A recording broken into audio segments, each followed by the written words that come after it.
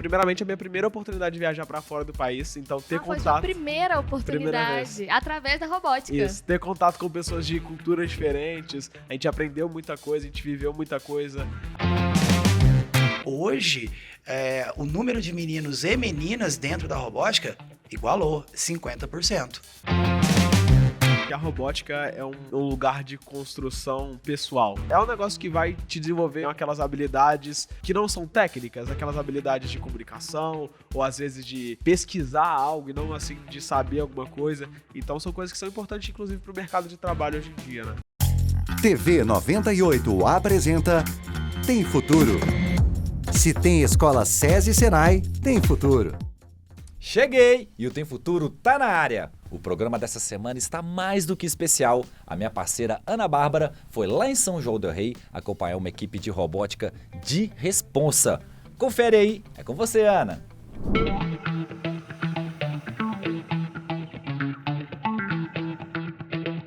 É isso aí, Eric. O assunto de hoje é robótica e eu tô aqui no SESI São João del Rei com essa dupla que é fera no assunto. Gente, que prazer estar aqui com vocês hoje. Paulo, que é técnico da equipe Atombot, e o Ebert, que é ex-membro, né, da equipe. Pra gente começar, eu queria que vocês falassem um pouquinho sobre esse universo mesmo da robótica, o que é para as pessoas que não conhecem, né? A robótica, ela tem várias modalidades, né? Mas o que a gente participa é a FIRST, uma organização que surgiu lá em 97 com um senhorzinho que chamava Wood Flowers. Qual que era a ideia dele? Criar alguma coisa que inspirasse e levasse os jovens a ter algo que se identificavam, e principalmente aquelas pessoas que não se destacavam tanto em esportes físicos, então queria celebrar realmente o conhecimento. Qual que foi a ideia dele? Ele pegou um monte de peças e deu um desafio para os alunos e jogou lá, e claramente não tinha uma quantidade de peças suficiente para todo mundo, em diferentes grupos. Qual que era a intenção dele? Ele pensou que as pessoas iam competir por essas peças, mas foi justamente o contrário. As pessoas começaram a compartilhar e colaborar com essas peças. Então, a partir daí surgiu o que a gente chama de FIRST. Legal. Que é a modalidade FLL, é isso mesmo? Isso. O que a gente disputa é a modalidade First Lego League, né? Então, nós só trabalhamos com robôs feitos de Lego, tá? E essa competição é uma competição temática. A cada temporada, ela tem um tema diferente, né? E são justamente temas que fazem parte do nosso cotidiano, que envolve toda a sociedade, tá? Então, nessa temporada que se iniciou em agosto, o tema é como é que a gente vai compartilhar os nossos hobbies através das artes. Então, está envolvendo artes aí. Então, nós temos que desenvolver um projeto de inovação que não tem que ter vínculo nenhum com robótica, né? Temos que desenvolver um robô para realizar missões que têm vínculo com o tema, e o core values, que são os valores, que é o que o Ebert falou, né? Essa coisa do compartilhar, do trabalho em equipe, porque eu trabalho com crianças de diferentes idades, desde 11 anos de idade até 17, que é o caso do nosso amigo aqui do lado, entendeu? Então, ela sempre envolve um tema para poder fazer as crianças se desenvolverem nesse sentido. Então vai além do técnico, né? É uma parte humana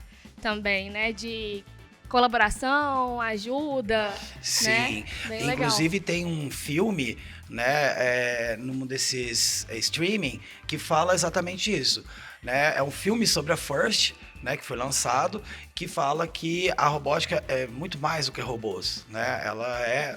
São humanos aprendendo com robôs. Legal. Tá, mas primeiro, gente, como que surgiu a equipe de vocês? Acho que isso o Paulinho é fera no assunto, e ele pode contar um pouquinho mais porque a equipe surgiu com ele.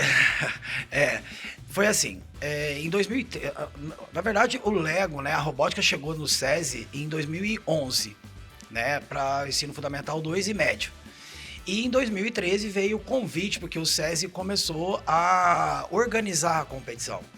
E aí em 2013 veio o convite, em agosto de 2013 veio o convite para a gente participar desse torneio. E foi quando a gente montou a equipe. O nome da equipe, ele surgiu por causa de um filme que chama Gigantes de Aço. E lá nesse filme tem um robô que chama Atom.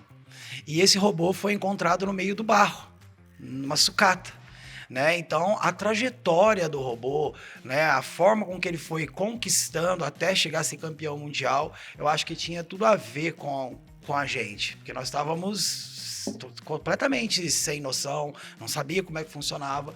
Então, o passo a passo até se tornar, né, o campeão mundial foi aí onde a gente teve essa ideia, se inspirou nesse filme e graças a Deus a gente conseguiu aí caminhar. O que a robótica representa na vida de vocês? Particularmente, mas acredito que o Paulinho compartilha da mesma ideia. Se pegasse um universo alternativo assim, onde eu não tivesse tido a robótica, eu com certeza, definitivamente, não seria a mesma pessoa, não teria as mesmas características.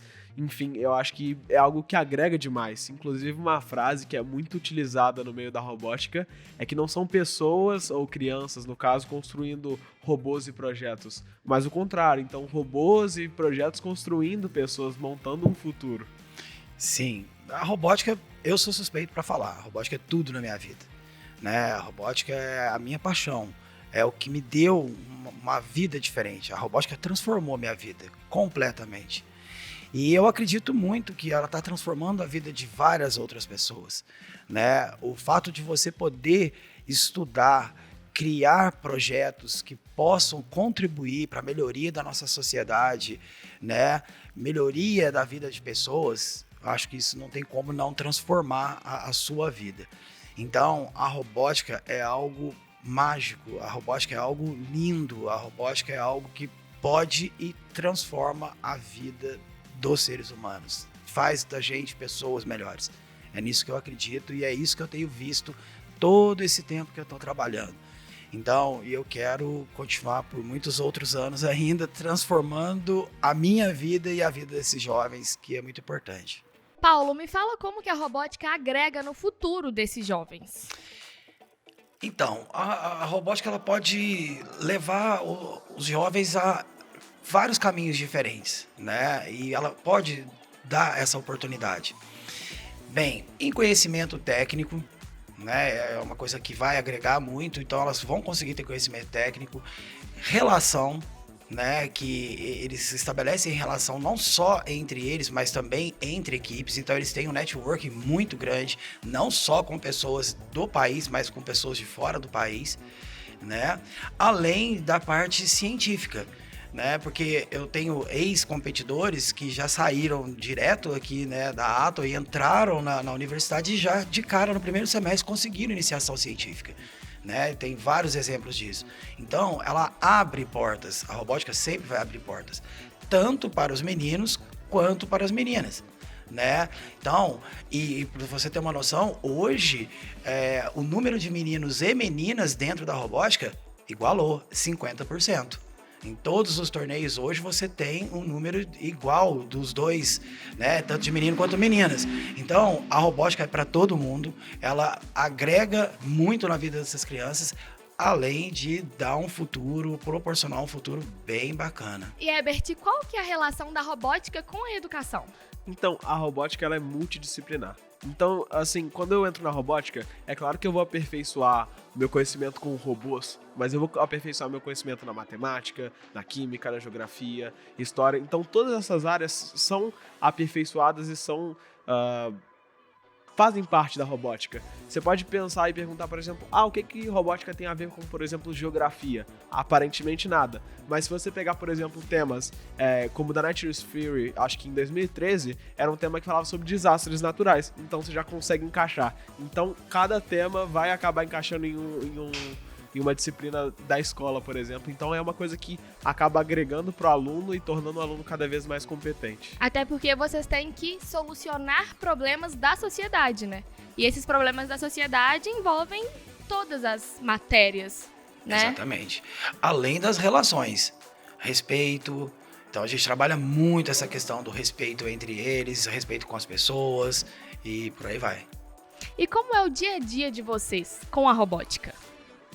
Bom, a robótica, ela é um hobby, como eu tinha dito anteriormente, e é uma rotina puxada, assim, o aluno ele tem que estar disposto a sacrificar bastante coisa para estar aqui na robótica, mas isso não pode ser feito de uma maneira forçada, vamos dizer assim, na minha opinião. Acho que tem que ser um negócio que tem que vir por espontaneidade. A pessoa quer sacrificar coisas, quer sacrificar deixar de viver, por exemplo, sei lá, de ter tempo pra fazer uma tarefa de tarde, com calma pra pegar e fazer, às vezes ela à noite, por exemplo, com um pouco mais rápido, mas pra viver essa experiência, pra viver esse momento. Então, é uma relação de compromisso, mas de sacrifício também. E me fala um momento marcante que vocês já passaram aí nessa trajetória, né, da robótica. Tá, acho que talvez pra mim ter um momento mais marcante foi na minha primeira competição, no meu primeiro nacional, foi em 2019, quando a gente passou pelas avaliações e na época existia um esquema de reavaliação que dava pra você ter uma noção se a equipe foi bem ou mal, dependendo da quantidade de reavaliações que a equipe teria passado. A gente foi reavaliado em um quesito só de 3, e aí a gente ficou meio mal, a gente falou, galera, acho que não vai dar. A nossa esperança era que a gente passasse pro Internacional da Austrália, e a gente ficou bem, bem abalado com isso. Inclusive, a gente chorou bastante. Antes de terminar a competição, a gente já tava meio mal com isso. Expectativa baixa. Mas aí o que aconteceu foi que o Paulinho e na época, a técnica Enoi chamou a gente pra conversar em um canto. A gente discutiu bastante sobre isso e tal, etc. E falou assim, gente, vamos fazer a melhor avaliação que a gente puder nesse quesito. E, assim, na minha opinião, foi a melhor sala da minha vida. Melhor avaliação da minha vida, assim, não em termos necessariamente de apresentação, mas de sentimento. E depois a gente conseguiu a classificação que a gente tanto desejava para a Austrália. E eu queria aproveitar esse gancho e entender um pouco mais sobre as competições. Porque eu fui no regional esse ano e eu fiquei encantada com a energia, sabe? Com a galera unida, gritando e torcendo um pelo outro. Então eu queria entender um pouco sobre esse universo das competições, como que funciona, regional, passa para outra fase, até chegar no internacional igual vocês chegaram. Como que funciona?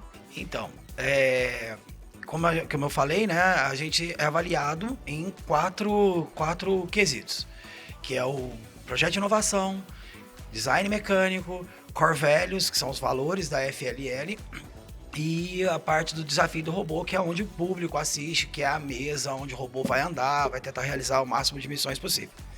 Bem, a gente tem no Brasil hoje, são 17 regionais, devido ao número de equipes que a gente tem, né, no país inteiro. Então, a gente disputa um torneio regional, no nosso caso aqui em Belo Horizonte, em Minas Gerais, né, a gente vai disputar o torneio regional. Lá no torneio, pelo número de equipes, né, você vai ter um número de vagas. Então, essa última regional foram 7 vagas que foram disponibilizadas para Minas Gerais. Os 7 melhores avançam, vão para a fase nacional. A fase nacional vai 100 equipes, são as 100 melhores equipes do país. E lá você vai disputar esse torneio nos mesmos moldes do regional, né, só que um nível muito mais alto. As vagas para o internacional. Esse ano, né, ou melhor, a temporada passada, no nacional desse ano, foram só 7 vagas para internacional. Você tinha 100 equipes para 7 vagas. Ou seja, as 7 melhores equipes conquistaram a vaga para o torneio internacional. Né? E aí você tem vários torneios internacionais espalhados pelo mundo. Ah, são vários então. São vários torneios internacionais. Você tem o World Festival, né, que é o de Houston, que é o oficial. Os outros também são, mas são Open, né? Então tem o Open Austrália, Open Grécia, né, e mais alguns outros. Mas devido à pandemia, então o número de vagas ainda está sendo um pouco baixo.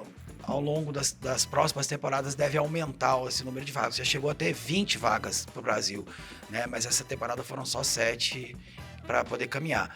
Caminhou até o torneio internacional, acabou, né? Você vai, disputa o torneio e aí praticamente já está encerrada a temporada, porque fase regional ela vai até março, até final de fevereiro, fase nacional internacional de abril até julho, aí encerra. Encerra com chave de ouro, né? E a gente fala que o torneio, esse sentimento, essa vibe que tem no torneio, realmente a gente já tá ali festejando. Como assim? Mas você nem sabe se você ganhou alguma coisa ou não, mas ter passado por todo esse processo, geralmente são mais ou menos 6 meses de construção, às vezes um pouco mais, às vezes um pouco menos, varia. Ter passado por todo esse processo e chegar lá entregando aquilo que você sente ser o seu máximo já é muito legal, já é muito importante.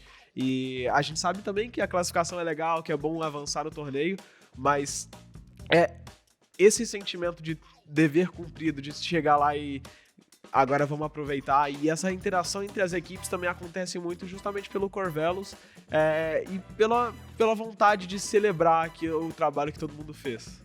Então, vocês fazem a inscrição pro regional, e aí a partir do regional vocês vão se classificando para as outras etapas. Como a gente falou, é sempre uma celebração, né? A gente chega lá, a gente se diverte bastante e a gente quer classificar, a gente quer avançar, a gente quer terminar a temporada no último torneio possível, né? Nunca sair antes. Porque cada vez que você puder celebrar, cada vez que você puder avançar e melhorar, é mais gratificante, né? Qual é a sensação de ter ido competir na Austrália? Assim, acho que se eu fosse resumir em poucas palavras, realização de um sonho. Assim, a gente veio construindo isso ao longo da temporada, a gente falava o tempo inteiro, gente, acho que seria muito legal se a gente fosse pra lá e tal. E aí, quando concretizou, foi, assim, primeiramente a minha primeira oportunidade de viajar pra fora do país. Então, ter contato... Foi sua primeira oportunidade, através da robótica. Isso, ter contato com pessoas de culturas diferentes. A gente aprendeu muita coisa, a gente viveu muita coisa. Treinou um pouquinho do inglês, praticou um pouquinho do inglês, então foi bem legal. Então, além da robótica, ainda teve o inglês, ainda teve o sonho. Então, são várias vertentes aí, né? E acho que, para exceção de um membro da equipe, naquela época, todos os outros foram primeira viagem internacional. A minha primeira viagem de avião foi a robótica que me proporcionou. Eu nunca tinha viajado de avião. Olha, né? gente, tô até arrepiada. Então, foi a robótica que me deu essa oportunidade, né? O nosso trabalho aqui dentro do SESI que proporcionou isso tudo. Estar lá, porque a gente ficava sonhando, a gente ficava vendo as equipes, né, viajar, representando. Como é que era estar representando o seu país? Como é que é levar o nome do seu país para um lugar diferente? Né? Estar ali como cidadão. Foi mágico, foi maravilhoso. Nós fomos chorando e voltamos chorando, né? E ainda continua preso, né? Nesses sonhos, nessa sensação, nessa celebração. E para esses meninos foi extremamente enriquecedor, porque eles puderam praticar o inglês, conhecer pessoas de países completamente diferentes, né? Culturas diferentes. Foi um ganho muito grande, uma emoção muito grande e, claro, a realização de um grande sonho. Acho que a palavra sonho, ela vem, além de tudo, se você parar pra pensar, no meu caso, por exemplo, e o caso de mais 2 integrantes, eram crianças que ainda estavam no ensino fundamental, eu tinha 13, a Bárbara e o Lucas, que eram os outros integrantes, tinham 14 anos, e estavam viajando pra fora do país, sem os pais, sem ninguém, com o técnico e mais 3 membros da equipe, e conhecendo cultura totalmente diferente, então realmente foi algo mágico, assim. Seria uma situação que às vezes vocês nem imaginariam, né? E aí tá ali vivendo tudo isso, além da robótica, além do técnico, né, das relações, ainda conhecer outro país, outra cultura, inglês, né? Foi muito além aí da robótica. Muito legal. E quando começa uma temporada, como que funciona a divisão, né, do trabalho, a organização de vocês? A equipe geralmente, no nosso caso, é constituída por 6 membros, né? E é claro que existem aptidões diferentes, pessoas que têm mais habilidade, por exemplo, com matemática, então vão geralmente para a área de programação e tal, mas uma coisa que a gente entende na equipe é que todo mundo precisa saber e todo mundo precisa entender tudo, porque primeiro, quanto mais pessoas contribuindo em cada área, melhor. Então, às vezes, eu tenho um pouco mais de aptidão com a programação, mas o pessoal da pesquisa não tá conseguindo, tá muito focado ali, mas não consegue achar uma solução. Então, às vezes eu chego um pouquinho mais de fora, um pouquinho sabendo, tendo um pouquinho menos de aptidão e consigo ajudar essa pessoa. Então, a questão é realmente todo mundo ter ideia de tudo o que está acontecendo e realmente ter habilidade, mesmo que às vezes um pouco menos do que os outros, naquilo. Sem contar que é um critério de avaliação do Corvelos, né? Onde existe uma parte do documento de avaliação que fala algo mais ou menos assim. Todos os membros da equipe devem ter habilidades em todas as áreas, algo nesse sentido. Sim, na verdade, eles se ajudam, né? Todo mundo, porque na hora da apresentação no torneio, todos têm que apresentar. Então, projeto de inovação, todos têm que fazer parte. Design mecânico, todos têm que fazer parte. A única parte que eles se dividem, que eles não vão todos juntos, é o desafio do robô. né? Esses só vão entrar 4 membros. Como nós somos 6, então 2 vão ficar do lado de fora. Nas outras avaliações, todos têm que estar presentes. Ainda que o conhecimento técnico daquele aluno ou daquele participante não seja a especialidade, ele tem que ter um mínimo de conhecimento. Então, os juízes sabem disso, os juízes sabem dessas aptidões, eles sabem que alguns vão ter limites em algumas áreas, mas se ele tem o conhecimento mínimo, tá ok, tá tudo certinho, isso é válido. Como que funciona a questão da avaliação nas competições? É isso mesmo? Tem avaliações, não é? E como que funciona? O torneio ele é constituído de 4 categorias, não, 4 critérios diferentes, a gente pode falar assim.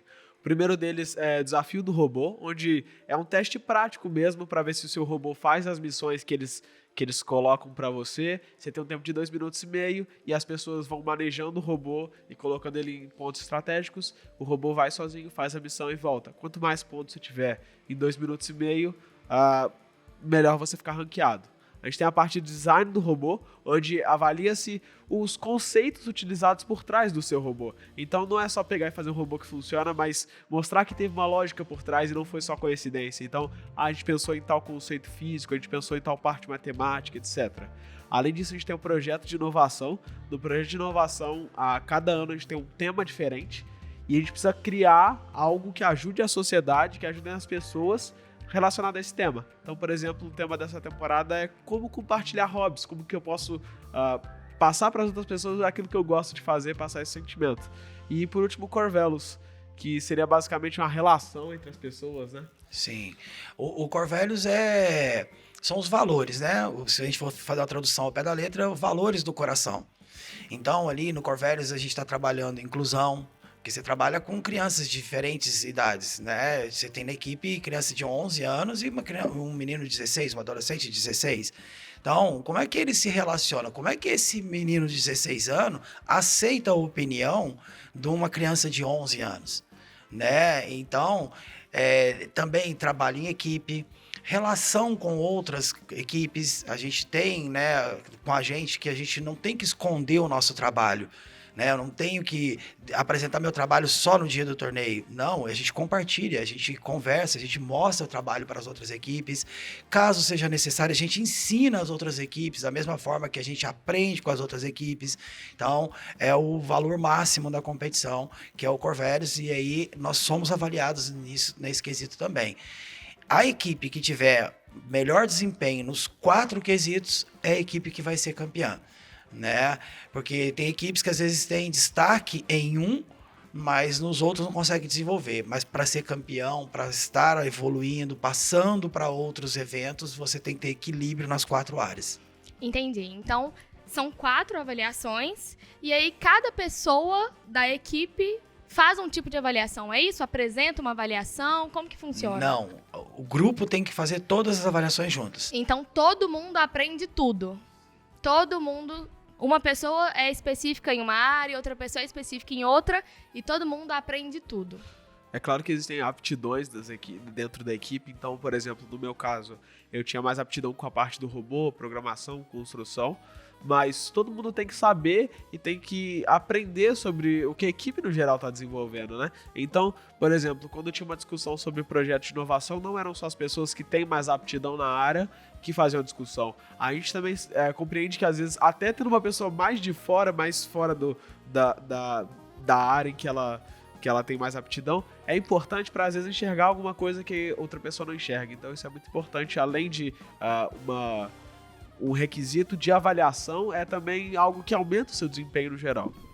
E qual seria o recado que vocês dariam para as pessoas que querem entrar nessa área de robótica? Eu acho que a robótica é um lugar de construção pessoal. Claro que uma construção do grupo também, que é muito importante, mas é um local onde você aprende a extrair, às vezes, o melhor de você, sabe? Então, aprende a controlar. Questão emocional também é bastante importante, questão de fala. Então, é um crescimento pessoal geral e é um negócio que vai te desenvolver o que a gente chama de soft skills, que seriam aquelas habilidades que não são técnicas, aquelas habilidades de comunicação ou às vezes de pesquisar algo e não assim de saber alguma coisa. Então são coisas que são importantes, inclusive, para o mercado de trabalho hoje em dia, né? Eu já vejo que é um desenvolvimento pessoal mesmo. Desenvolver a gente como ser humano melhor. Né? Eu costumo dizer que a robótica transformou minha vida. Ela me fez um ser humano diferente. Ela me tornou uma pessoa melhor.